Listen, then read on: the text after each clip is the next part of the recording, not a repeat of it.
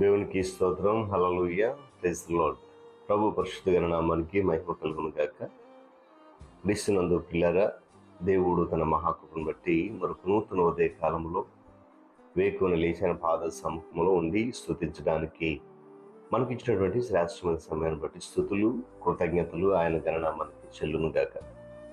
క్రీస్తునందు పిల్లైన దైవజనులు, స్నేహితులు, విశ్వాసులు, సహోదరులు ఈ కార్యక్రమాన్ని వీక్షిస్తున్న ప్రియ దేవుని బిడ్డలందరికీ మన రక్షకుడైన క్రీస్తు వారి శ్రేష్టమైన నామములు శుభాలు తెలియజేస్తున్నాను. మీరంతా బాగున్నారు కదండి? చాలా సంతోషం. రండి, ఈ దినం కూడా మిమ్మల్ని ప్రేమతో ఆహ్వానిస్తున్నాను.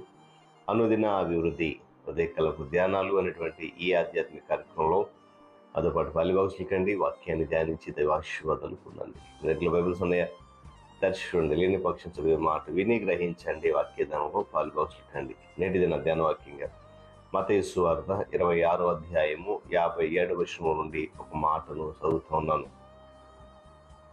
యేసును పట్టుకుని వారు ప్రధాన యాజకుడైన కయప యొద్దకు ఆయనను తీసుకుని పోయిరి. దేవుడు తన పరిశుద్ధ మాటలు మన కొరకు దీవించును కాక. తాను ఉంచుకున్న మూసుకుందాం, ప్రార్థన చేద్దాం. ప్రేమ కలిగిన తండ్రి వందనాలు. మనకు నూతన ఉదయ కాలంలో ఎక్కువ నీ పాద సముఖంలో నిన్ను స్తుతించి మీ నామాన్ని గణపరిచి నీ మాటలు విని వాటి ద్వారా అభివృద్ధి పొందడానికి బలపడడానికి మీ కృప కొరకై స్తోత్రాలు.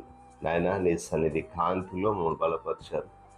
నాయన, స్థిరపరుసు ఈ ఆత్మీయ కార్యక్రమం ద్వారా ఎన్నో మేళ్ళు చేస్తున్న స్తోత్రాలు. మరింత బలపరుచమని వారి నిలింపచేయమని యేసయ్య నామమున అడుగుతున్నాను తండ్రి, ఆమేన్.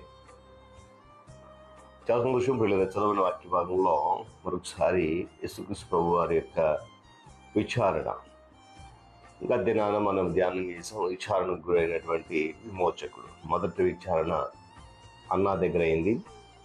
రెండవ విచారణ ప్రధాన యాజకుడైన కయప యొద్దకు మనం తీసుకెళ్ళారు. తీసుకుపోయిన తర్వాత మొదటి విచారణ మాదిరిగానే, అంటే అన్నా అనేటువంటి ప్రధాన యాజకుడు ఏ విధంగా విచారణ చేశారో అలాగే కయప యొద్ద కూడా రాత్రి వేళ రహస్యంగా క్రీస్తు ప్రభు వారిని విచారించడం జరిగింది. యూదా మత నాయకుడైన ప్రధాన యాజకుడి వద్ద కూడా ప్రభు అయిన యేసుక్రీస్తు వారికి న్యాయమైనటువంటి తీర్పు ఏమాత్రం కూడా జరగలేదు. ఎందుకు జరగలేదు అని అంటే, అది కేవలము అసూయతోనే ఆయన మీద పగ సాధించే ప్రయత్నం చేస్తారు కనుక న్యాయసమ్మతమైన సాక్ష్యాలు ఆయనకు వ్యతిరేకంగా ఏమీ లేవు. అక్కడ తప్పును రుజువు చేసి దానికున్న సాక్ష్యాధారాలను బట్టి శిక్ష విధించడం అనేది సబబు. సంపాదన నిర్ణయించి అందుకోసమైనటువంటి సాక్ష్యాల కొరకు కోట సాక్ష్యాలను కూర్చుకోవడం అనేది తప్పు. ప్రభువారి విషయంలో చేసిన పని అదే. కయప అడిగినటువంటి ప్రశ్నలకు యేసయ్య ముక్తసరిగా జవాబిచ్చాడు. నీవన్నట్టే. అంటే తాను దేవుని కుమారుడని ఒప్పుకున్నాడు ఆయన. ఆ మాటకు ప్రధాన యాజకుడితో పడుకున్న వాళ్ళందరికంటే అండి ఒకలాంటి కోపం వస్తుందట. ఇంకా మనకు తెలుగులో చెప్పాలంటే ఒళ్ళు మందిందట. ఇంకా చూస్తారేమని చెప్పి జనాలు రెచ్చగొట్టాడు ఆయన. ఆయన ఒక ఉన్నత స్థానంలో ఉండి ఏమండి ప్రజలను రెచ్చగొట్టే పరిస్థితి. అప్పుడు వెంటనే వాళ్ళు ఏం చేశారట, 67-68 వర్షం చదివితే ఆయన ముఖం మీద గుద్దారట, ఉమ్ము వేశారట.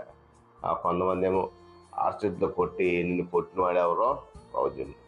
అంటే యేసయ్యకు విరోధంగా చెప్పిన తీర్పు లోపభూయిష్టమైనది, చట్టబద్ధత లేనిది, అది ఈర్ష్యతో పగతో అది కూడుకున్నది. గమనించాలి. ఈరోజు చాలామంది లేదా దేవుని బిడ్డలు ఉన్న వారిని ఇలాంటి పరిస్థితుల మధ్య, అంటే మహాసభ ఇలాంటి పరిస్థితుల మధ్యన మహాజనులు ఎదుట నిందించేటువంటి పరిస్థితి కనబడుతూ ఉంటుంది. అలాంటప్పుడు దేవుని కొరకు మనం ఎన్ని ఇబ్బందులు ఎదుర్కొన్నప్పుడు దానివల్ల వచ్చే నష్టం ఏమీ లేదనేది అపోస్తుల ద్వారా మనం జ్ఞాపకం చేసుకోవాలి.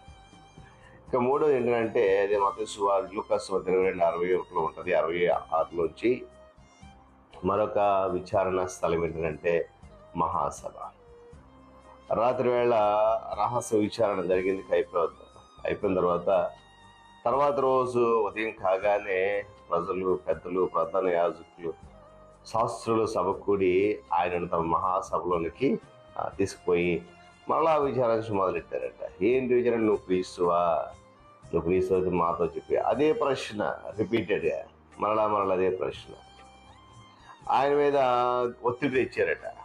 ఆ మహాసభలో ఆ మహాసభ మా లోపాలు ఏవైతే ఉన్నాయో అవి యేసుక్రీస్తు ప్రభు వారు సర్వజ్ఞాని కనుక ఆయన తన మాటలు ముందుగానే ఎండగట్టాడట.